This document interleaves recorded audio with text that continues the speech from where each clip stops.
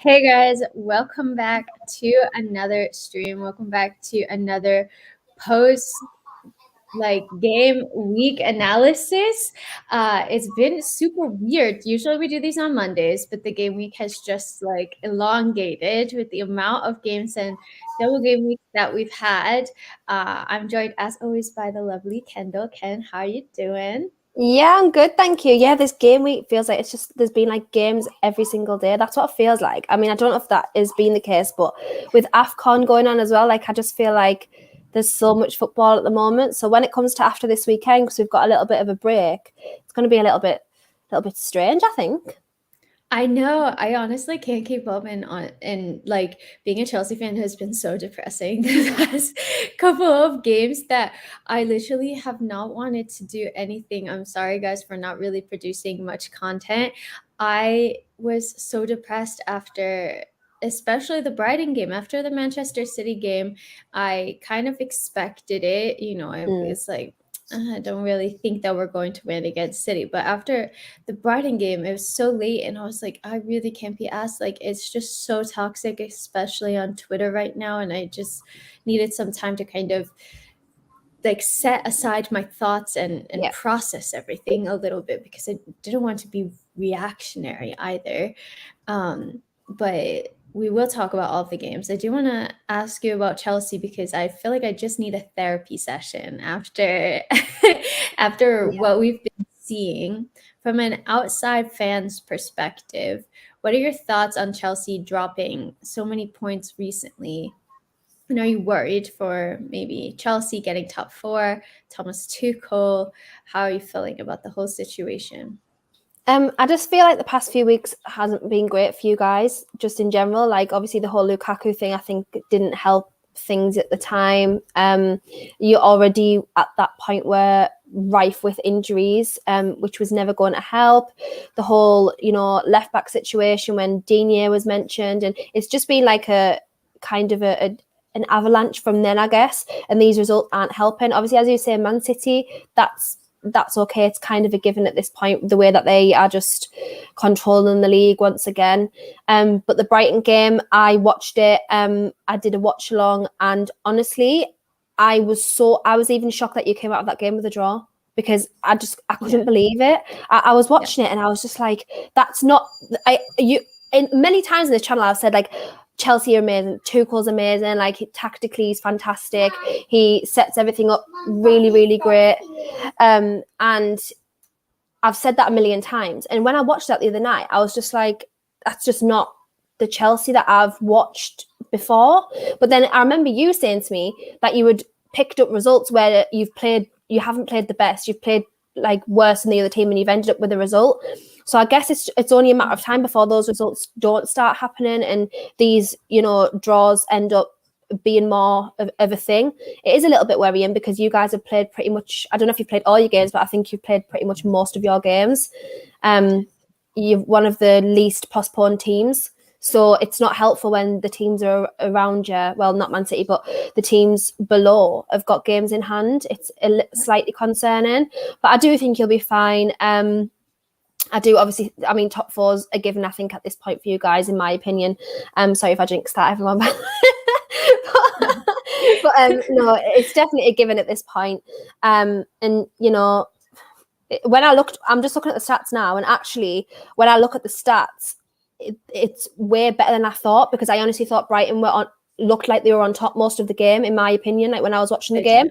But when I've looked at the shots on target and things, then possession, you guys are actually ahead by quite a significant amount. So, the stats don't tell the full story, I know that, but yeah, it's a little bit concerning. But I do think you'll be fine. It's just going through a rough patch at the moment, and it's just all you can do, I think.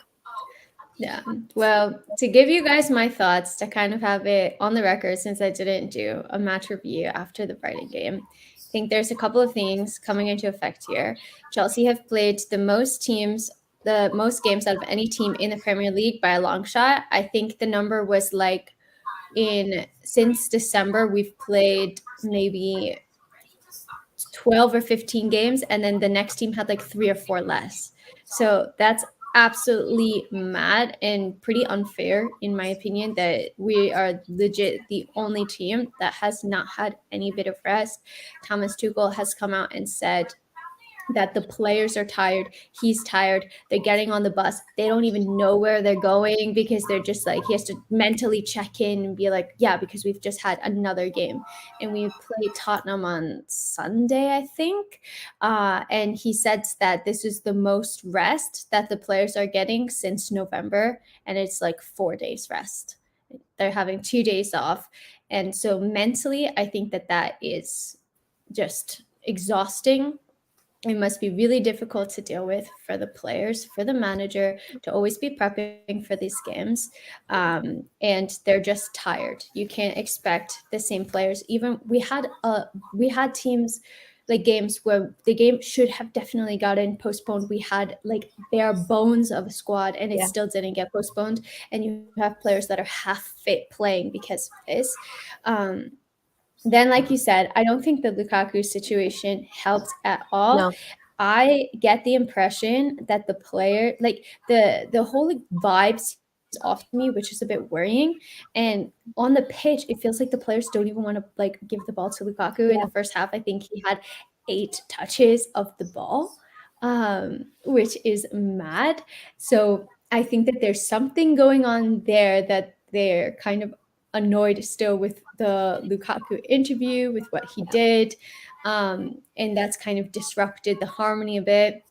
Thomas Tuchel has said that he doesn't know which attackers to rely on because nobody's in form, or not that he doesn't know, but that like nobody's stepping up to the plate and he's trying all these different combinations. Nobody is stepping up. Everybody looks pretty poor.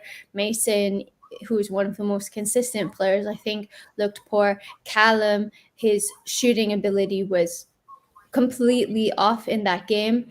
I've been saying this for a while that Callum needs to work on his final third decision making and his shooting. I just don't feel that he's direct or like contributes to goals as much as he should in that position.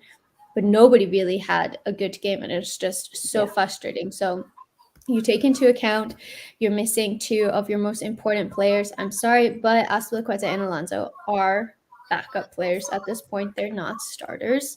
So you're missing your 2 wingbacks, in which your system relies on wingbacks. That is always going to be an issue in how you attack and in how you defend, because they are slower. They're not as versatile. They're not going to get up. They're not going to pick out the same passes. Aspi doesn't usually pick out passes forward as much. Thomas Tuchel was like hounding him on the sideline.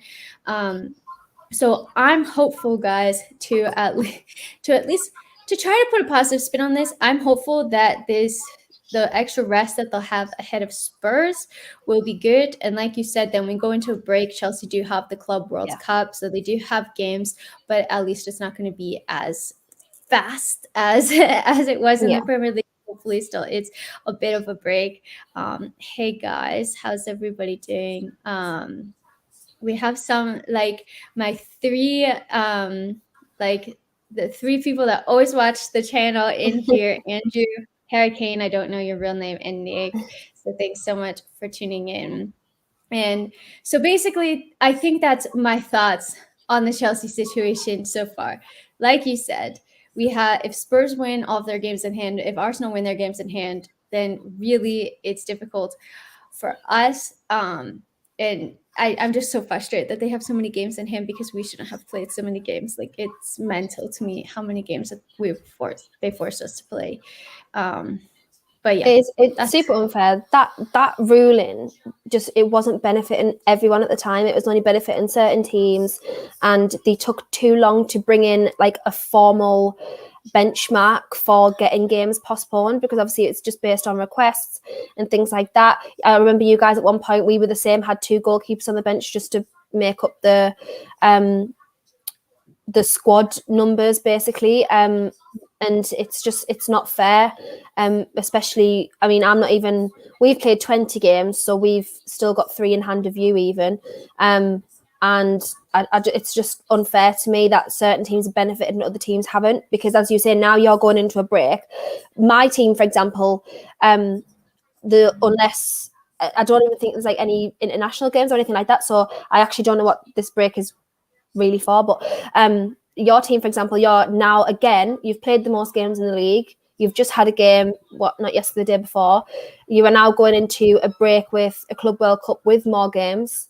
Like, when does it stop? When do you guys get a break like everybody else? You've got Champions League and things coming up on top of all of these things. Like, you're just not going to get a break like other teams around you are. And I think that's just I'm not trying to make it a concern, but just if you think about it, like, that is a worry, No, it is a concern. especially when the squad is so depleted at the moment with injuries and with major injuries as well. It's not like, for example, like Saul's injured because like he doesn't play. It's not like that. Literally, the two main fullbacks are injured.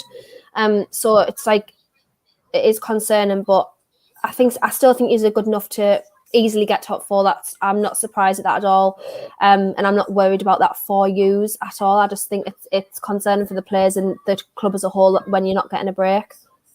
Yeah, no, 100%. And that reminds me to something another point that I wanted to make that I forgot. The fullbacks, it's January 20th, and Chelsea still have not signed any wingback, fullback player. I was trying to keep my cool about it a bit, but now I'm not really keeping my cool because we only have like 10 days left of the transfer window. They recalled Kennedy. He's not a first team player. They're trying to recall Emerson. Leon are obviously being very like protective of their player and the agreement that Chelsea had to begin with. And like, how do you expect Thomas Tuchel to compete if you're not backing him in the market? Because and one of the things that really riles me up, Kenzo, I will be honest, is when people say, "Oh, but why the hell did you let Tariq Lamptey go and Tino Livramento and Mark Gurkey and all these guys?" Hindsight is a wonderful thing. Hindsight is a wonderful like hindsight is 2020, but I'll tell you why. Because Reece James starts ahead of all of them. Reece James is starting, Ben Chilwell is starting, and guess what? They probably don't want to be second string players. Even if you can say, hey, well, we can offer you X games, or you can play in these ones, or fill in if Reece needs a break. Reece is the starter. So hell yeah, they're going to want to go to a team that they're guaranteed first team football. And I completely understand that. And yes, you have to have some planning because, Azpilicueta is older, Marcus Alonso is older. I get that. But you also have to have players that are willing to know that they're going to be second string. Some people have said, oh, but you should have 2 first team players per position. I really don't think that's realistic. Like, I really don't think that it works like that. Even Man City have like Cole Palmer and things on the bench who isn't like a first team. He's like come from the academy. So even teams like that don't have 2 players per position. It's impossible because if you're good enough to play, then you want to, like, normally most of the time you want to play. So it's impossible to have 2 like of the same level of players per position. It's just you can't. It's not sustainable. That's really riled me up because I see this and I'm like, they just wanted to play first team football and they've had an opportunity and an avenue to get to first team football, and you can't guarantee them that they're going to start ahead of Reece James because they're probably not. And if Reece James was playing, nobody would be complaining about this. So you can't predict that Reece James and Ben Chilwell are both simultaneously going to have very long-term injuries and that you're going to need somebody to fill in. That's not how it works. So it's just incredibly frustrating to me. I will say, I wish that Lewis Hall would get some game time because I think he's amazing. I don't know why Alonso is still starting. And at least if you can play an academy player, and maybe it's more of a risk because he doesn't have as much experience. But the thing with somebody like Alonso is I feel that he really needs somebody who's going to give him competition. So, at the beginning of the season, we saw him starting, but it was like, oh, Ben Chilwell's down your throat. He's coming for you. He's going to get your spot. Yeah. But the second that you take that away, he has no incentive really, other than, of course, you want them to play for the team and they don't really need an incentive. But healthy competition, I think, really does work in these situations. And you know that Lewis Hall is going to give you everything. He's going to put everything on the pitch because he's dying just to prove himself and to get minutes and play for the club. And he was really impressive. So why not? give him a shot. Sorry I'm ranting, guys, but this is like how the pent-up emotions that I felt Yeah. over the past few days that I just I haven't been on Twitter. I couldn't be bothered to argue with people about this. Like I couldn't be bothered to put a video on it. And it's so frustrating. I want to see it. There's like a really nice sunset. I don't know if you guys can you see it from the Oh yeah, window? It's so yes, nice. It's it like looks very lovely. pink. I love the You sunset. can The really sunsets in see the it. winter are so nice. It's just they're too early. Yeah. Yeah, I feel yeah. So guys, my Alexa's gonna say it's not Alexa, Siri's gonna go off. So I'm just going through the comments before we move on to another topic. Again, I'm sorry we're talking so much No, about don't Chelsea worry. today. This is what these streams are for, man. You need to let it out, otherwise it Yeah. just makes you frustrated. Honestly, I feel you. Yeah, I'm just going through. They're just chatting to each other. Steven says top four is on the line because of our slow movement in the transfer market. You said that we shouldn't be worried. I'm a teensy bit worried. I'm not gonna lie, because if Spurs and Arsenal win their games in hand, we're Yeah. basically level. And our form is not so convincing. I do think, let me check, but I do think we have like a more reasonable run of form coming up, like more reasonable fixtures coming Okay. up.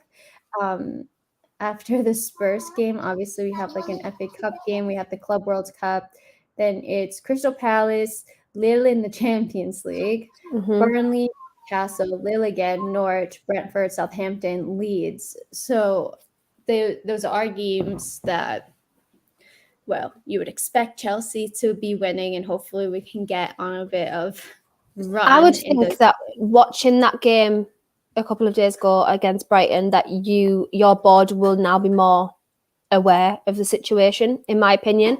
It wasn't like obviously you didn't lose or anything, but just watching the game, I think like they surely have watched that and thought, yeah, okay, we really need to go out now and try and do something about They've the had 2 situation. months. Like, I Yeah, don't that's right. like Benchiro got injured in November against Juventus, and I get that they were like evaluating the injury and evaluating like how Yeah. serious it was and to see if they actually would need it. I think I saw Reece James is training on grass, which is positive, Okay. but still might be, I don't know, another month until we even see him back out there. But still, they've known about Chilwell's injury. Chilwell's out until next season minimum, probably October, November, in my opinion. Really, really bad. And so I don't know why I get it. Like January is a hard time to do transfers. It's a hard time to get players to leave their clubs, to get clubs to join. And you also don't want to get anybody who's going to really be competition for Ben Yeah. Chilwell. You just You want just somebody need like who's a filler. efficient enough to do the job. So it's a hard ask, but it's just like that is so necessary right now, especially because Alonso hasn't been up to the task, in my personal opinion. But you also just can't have him playing every single match. Like he's an older player, and he's not 20 anymore. Yeah. So that's my rant on Chelsea, guys. The thing is, I think the only sad thing about it is like, obviously, I did see like loads of spaces over the weekend and things like, oh, Tuchel sacked. Like, is Tuchel under pressure? I just thought it's sad because Chelsea's board are so known for being so ruthless with managers. It's going to be a little bit unfair if he gets the blame for this, because like it really is so out of his, like, what's the word? Like, it's so out of his control. Yeah, control. Like, he cannot help how many injuries there are. He can't help that the board aren't making any signings. It's not up to him to go out and say, right, let's sign this player. Like, it's just not up to him. He might have even gone to them with targets and they've just said no. Like, we don't even know that. So I think it's a little bit unfair, that he's under pressure now, because it really isn't. There's actually nothing that he can do at this point in time. I know. And so I really hope that Chelsea back Tuchel. He won us the Champions League. I think he's a world-class manager. And like, I would much rather have us replace Lukaku than replace Thomas Tuchel or whoever, because I think the main problem with Chelsea is that we buy these players that play well in other systems. We have players from like 6 different managers. We have players from the Antonio Conte reign, like Marcus Alonso. We have players from Sarri, like Jorginho. We have players from Frank Lampard, like CH. We have some Tuchel signings, Lukaku, I don't know if he was a Tuchel or a board signing. But you just have all of these players that were meant for different systems, and then they're meant to kind of put them all together and make it work. And they played in different systems when they were playing well. And I saw this stat that you see like all of these players, Ziyech, Werner, Havertz, Lukaku, they were scoring mad goals before they came to Chelsea, and then they came to Chelsea and it's not working. It's so incredibly frustrating. It really is. But yeah, that's all I'm gonna say about Chelsea. In game week 22, we did have a crazy game. I thought that Spurs were gonna lose. I thought that Leicester were gonna do us a job. I really did. And what the hell? They got 2 injury time goals. That does not happen. that does not happen. And I saw the goals from Bergwijn, and I was thinking, if that were Chelsea, like, I'm sorry, that would be a miss. Like, we are not that lucky to score 2 goals to go from losing a game to winning it in the space of 2 minutes. Absolutely mad. It's insane, absolutely insane. Like, as well, I was so surprised because he was meant to be leaving as well. Like, he was meant to be going to Ajax, and I was just thinking, what? Because when I was watching, it was 2-1, and I was like, oh, 94 minutes, game's done now. It's like, that's just 2-1, really. And then it was 2-2 at like 96 minutes, and I was like, huh? No, 95 minutes. And I was like, there's only meant to be 5 minutes at a time. So I was like, that's weird. And I looked at it, 3-2, 96 minutes. I was like, no way. That is, honestly, it just does not happen. Doesn't happen. It doesn't. And they were, especially the second Bergwijn goal, I thought that it was a really, really well taken, because it could have easily gone wide, or he could have missed, because he did have pressure from a defender. He did have pressure from the goalie, from Schmeichel as well. I just like, it's mad. It's absolutely mad. And that's the kind of, I don't want to say it's luck, because you kind of make your own luck as well. Like, they worked for it, they kept pressing, credit to them where it's due. But you did need like a little bit of luck that, that's gonna go in, and then you take it, and like crazy 100%. shit from Spurs Spurs. fans must be like buzzing after that, because honestly they would probably just had resigned themselves to a loss. It was 2-1, that was it. Like, and then I just can't even imagine it. That's just crazy. I remember when we played, I think it was Everton a few years ago, and it was 3-1 at like 90 minutes, and we were just like, we're getting beat. And then Florian Lejeune scored 2 goals in injury time, and we ended up 3-3, and that was amazing. So to win a game from that point, I can't even begin to imagine like how they must have felt yesterday, honestly. I know, it's so crazy. The closest we've had recently is getting like a late penalty against Leeds, and I was like, this is basically luck that we got a penalty, and that was it. But yeah, that was absolutely mad. Also, United played Brentford. They won 3-1. It could have been a really different scoreline. Brentford could have easily won this game, in my opinion. What do you think about that?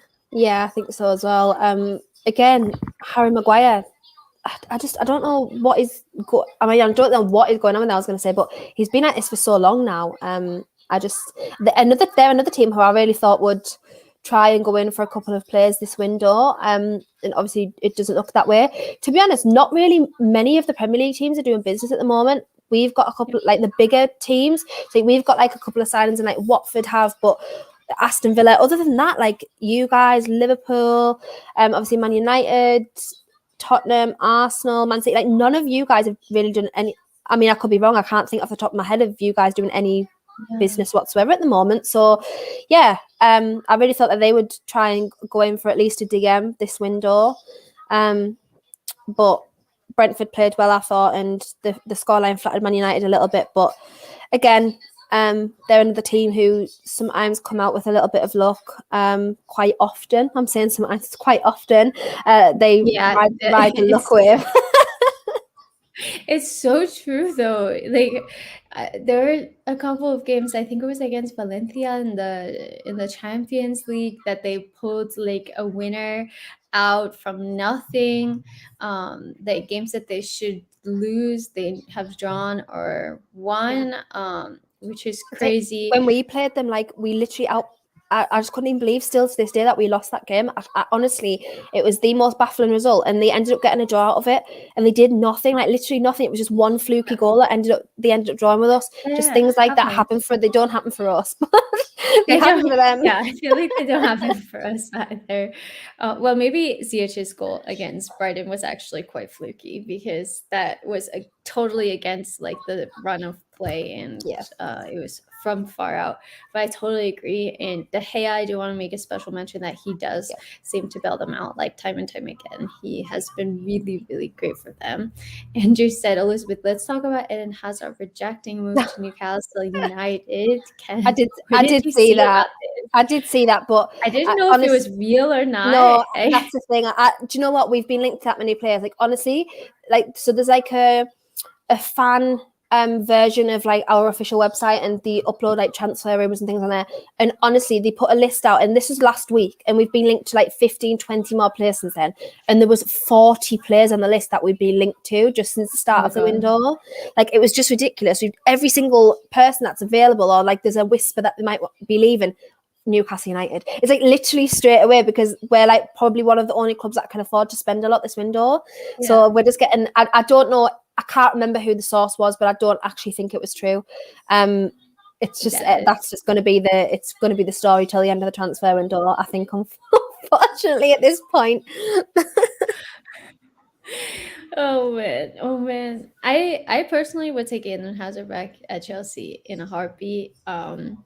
Like a lot of people are like, oh, he's past his prime. I'm like, I don't care. It's Eden Hazard. Like, I love him so much. Did you see how sad he looked the other day when they won the Oh my God, I was like, oh, he looked so sad.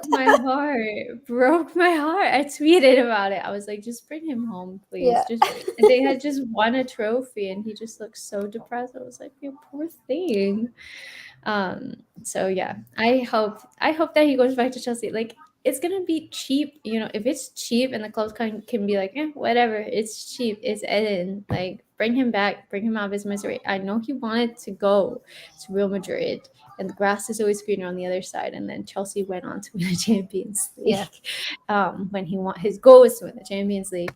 But I just feel for him, I really do. I have a soft spot. I'm irrational with Eden Hazard, and I will. Every Chelsea fan loves Eden Hazard. Like, they just love him. I don't think you'll find one person that doesn't love him. No, like people may or may not want him back, but everybody loves him. He's amazing. Steven says, could you please sign Lukaku?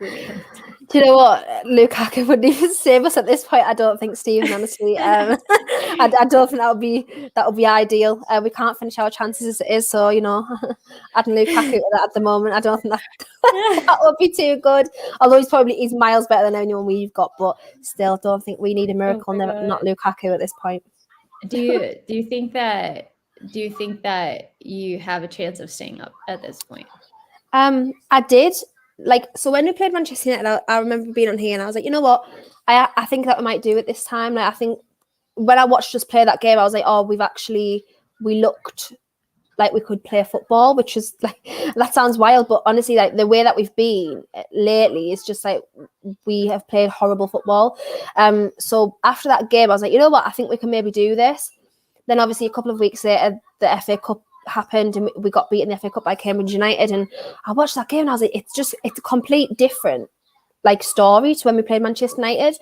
And I was like, okay, we got these new signs in, Trippier's going to come in, and then we got Chris Wood, who I must admit wasn't my first choice, but he's one of like I think 5 or 6 players to get double figures in the last 4 Premier League seasons, which is like no mean feat. He's up there with like Aguero, Salah, Harry Kane, people like that. So at the end of the day, it weakens Burnley, and I was accepting of that transfer. I was like, okay, maybe this is going to be helpful.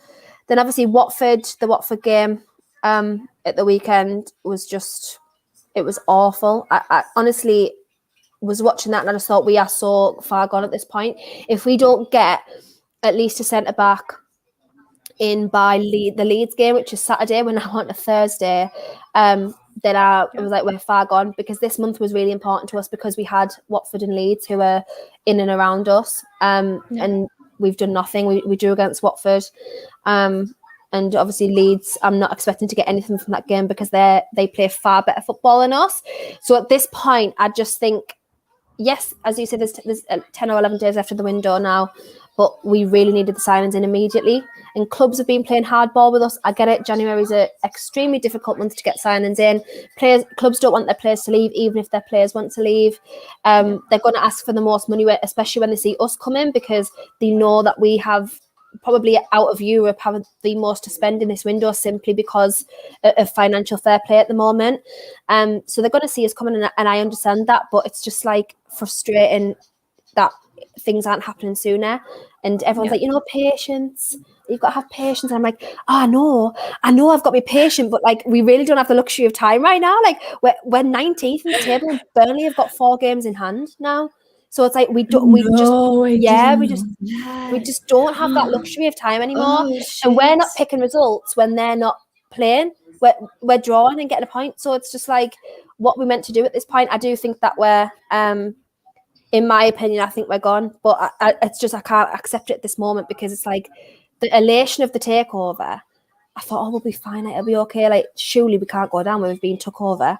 I cannot explain enough how Newcastle United it is that we would go down as the richest club in the world. That's just us. That's just how we are as a club. Like, it's just, honestly, I cannot express how typical of Newcastle United that would be. But we really need a miracle at this point. Watford are only 2 points ahead of us and they're 17th. So we're not like miles out of reach. It's just when I watch us play, every club around us plays better football than us, and that's the worry. Yeah. So yeah, we really needed some new signings in before the weekend. Obviously, it doesn't look like it's going to happen.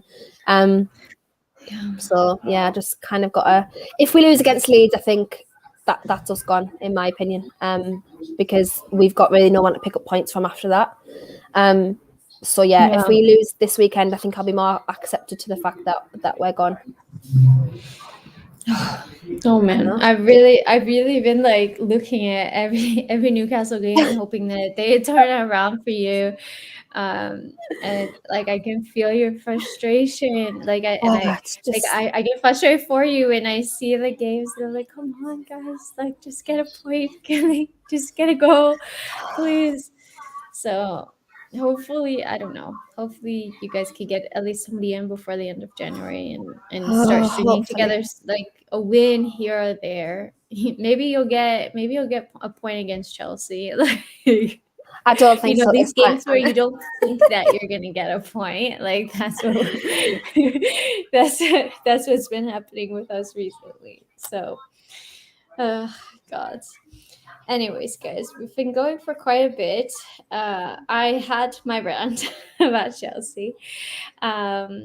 Trying to be as positive as possible. I have a super exciting interview that I'm about to do in 20 minutes with ex-US men's national team player and CBS sports analyst Jimmy Conrad, which is super, super exciting. So if you have any last minute questions you want me to ask him, just message me. Let me know. I already do have like a lot of ideas about what we're going to talk about. And I'm hoping to get that out either later today or sometime tomorrow, because by the time we finish recording, it will be late and I have to edit everything and do the timestamps. But keep an eye out for that, because that's like the most massive thing I've done so far on YouTube. So I'm very excited about it. But Ken, thanks so much for joining as always. I know it's a different day, so thank you for your flexibility. I appreciate it. And let everybody No worries at all. I always love doing it. I don't mind at all. But yeah, so if you're Kendra on, obviously Twitch is mostly where I stream now, but there is still YouTube and things going on the side. Although I've neglected my YouTube so badly like this season because it's just been so depressing. Like I haven't been bothered to talk about it. I'm like, I just can't bother to be negative. Like I don't want to constantly put negative videos out because it's just not fun. Like you'll know yourself, it's just like not fun for you when everything's so it's like tiring talking about it. But so if you just want to follow me on there, guys, that'll be amazing. And do make sure that you sub to this channel as well. I'm sure everyone in the comments has already, but if you are watching later on or you're catching up on this, please make sure you subscribe to Ellie's channel as well. Thanks. And yeah, guys, I hope that you enjoyed this. Hopefully we have a bit better news this weekend for the both of our clubs, and Let's see. Let's see, guys. Have a great rest of your day or evening, whatever time of the day you're watching this. And until next time, we're out. Bye.